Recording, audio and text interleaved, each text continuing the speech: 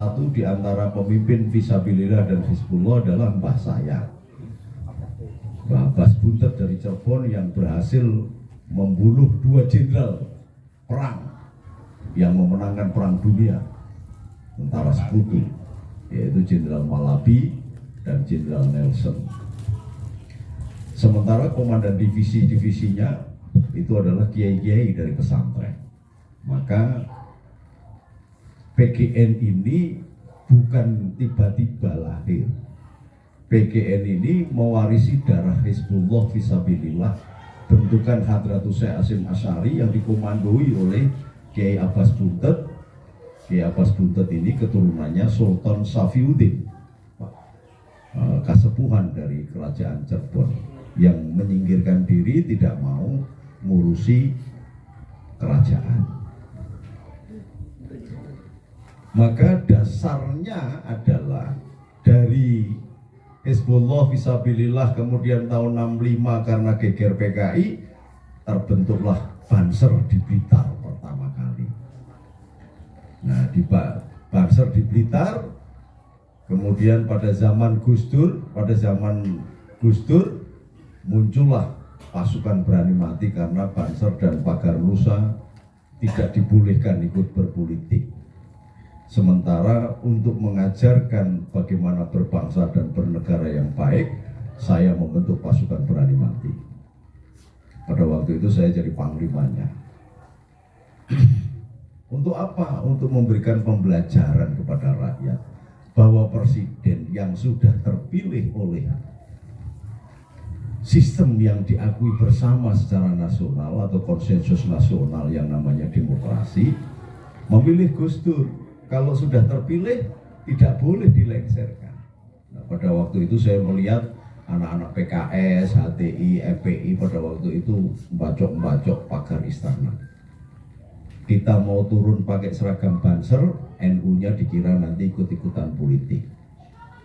Sementara kita tidak mau menghadapkan TNI dan Polri dengan rakyat, karena akan di stigma negatif oleh dunia bahwa polisi dan rakyat dan tentara menembaki rakyatnya sendiri. Maka saya mengambil inisiatif setelah rembukan dengan Pangkostrat pada waktu itu Mas Agus Wirahadikusuma, kemudian Komandan Garnisonnya Mayor Jenderal Tubagus Hasanuddin, sekarang jadi Ketua Komisi 1, kita bentuk pasukan berani mati. Nah, setelah itu karena memang hanya untuk mengamankan bangsa dan negara, dalam hal ini lambang negara yang bernama presiden, ya kebetulan kiai saya, sahabat saya, teman setinan dan teman gelut saya. Nah, setelah selesai ya sudah, kita taat pada hukum. Kudeta konstitusional yang dipimpin oleh Amin Rais, Akbar Tanjung, Hidayat Nur Wahid, Nur Mahmudi, Fuad Bawazir, ada siapa lagi, berhasil, ya sudah, kita taat pada hukum. Maka saya tidak kemudian paling pecutat terus gawe gegeri negara, enggak. Sampai kemudian Komandan Garnison Mayor Jenderal Tubagus Hasanuddin datang ke rumah. Gus, kita adakan rekonsiliasi. Lalu caranya bagaimana, Jenderal?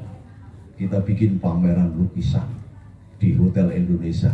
Kita mengambil Hotel Indonesia karena Hotel Indonesia itu satu-satunya hotel yang menjadi kebanggaan bangsa Indonesia pada saat itu. Hasilnya kita bagikan kepada adik-adik, kepada teman-teman mahasiswa, kepada orang-orang fakir miskin. Karena apa? Pada saat perebutan kekuasaan itu banyak korban dan mereka sebenarnya tidak ngerti, hanya diperalat saja.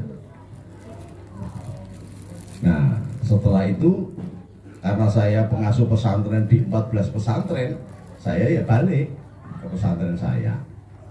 Sudah wapok, nggak mau ikut-ikutan urusan politik. Karena itu politik itu waduh gilani banget, nggak murah.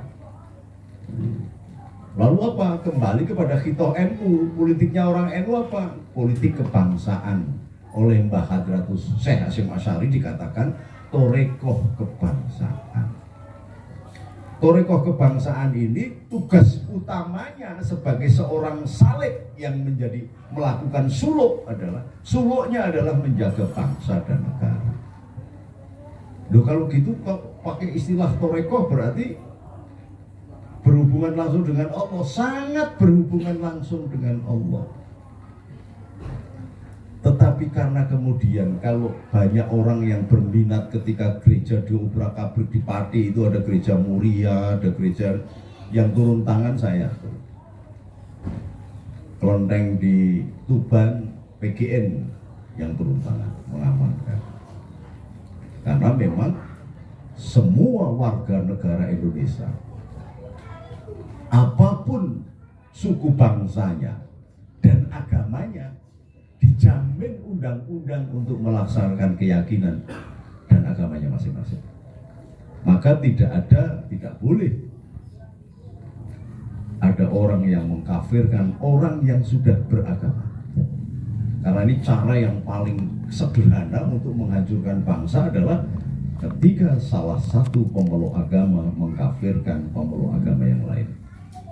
Saya keliling dunia, saya sahabatnya Saddam Hussein, bahkan saya kalau di Libya itu dianggap saudaranya Muammar Gaddafi. Makanya kalau saya umroh itu di pasar kurma gitu, saya nggak pernah disuruh bayar karena apa? Muammar Gaddafi min Indonesia, nah begitu aja. Nah, dari pertemuan dunia, ulama-ulama sedunia, akhirnya negara-negara Arab termasuk Abdurrahman Al-Buti punya anak namanya Taufikur Rahman Al-Buti. Abdurrahman Al-Buti itu ya kayak NU-nya di Indonesia, Kiai NU-nya di Indonesia. Matanya buta, dibom ketika sholat Jumat. Dari Tunis, dari Syria, dari Palestina berhubung ke saya. Kenapa Indonesia kok tidak berhasil? Padahal gegernya sudah sedunia.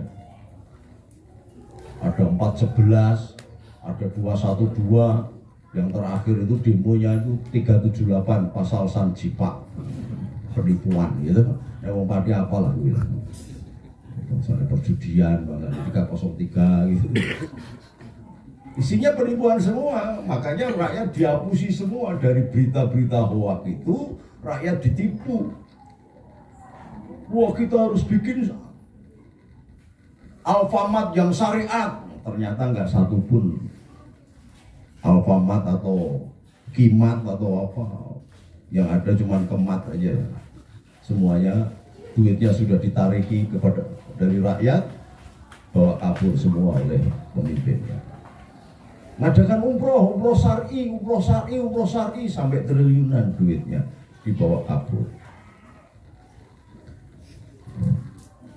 Karena kita ini akan mensejahterakan rakyat sebagaimana ayatnya Quran, summa ja'alnakum khulafa'u fil ardi nadhira kaifa ta'malun. Maka kita bikin kebun kurma. Sudah pada beli kebun kurma, kurmanya nggak tumbuh, ya nggak bakal tumbuh. Kurma itu butuh daerah panas. Ditandur di Indonesia ya subur Gus, iya subur daunnya, tapi berbuat enggak. Jual kurma, kebun kurma, penipuan saja. Rumah ala syar'i, semuanya begitu. Ini lama-lama Indonesia ini nggak percaya kepada para pemimpinnya. Rakyat Indonesia nggak percaya pada pemimpinnya. Nah, orang yang sudah ditipu akhirnya kemudian berpandangan, kenapa pemerintah nggak membubarkan? Ini modal penipuan, sing disalahke pemerintah meneh. Ono rakyat masuk angin ini disalahke Jokowi ya. Ini Jokowi, ini Jokowi. Ini cara pembodohan rakyat yang membahayakan. Sampai kemudian zaman perjuangan 45 dulu itu mulai Nyai Hadratus Syekh Hasyim Asy'ari, Kiai Si Samsuri, Kiai Wahab Habsbullah, Kiai Abbas Buntet, Kiai Fuad Hasyim Cerbon, pakainya kerudung bukan jilbab, ya dirubah jadi jilbab semuanya. Loh kalau di Arab boleh pakai jilbab. Bahkan laki-laki pun kalau saya umroh itu serban tak tutup kabeh malahan. Tak celup air, tak tutupkan seluruh wajah saya. Karena apa?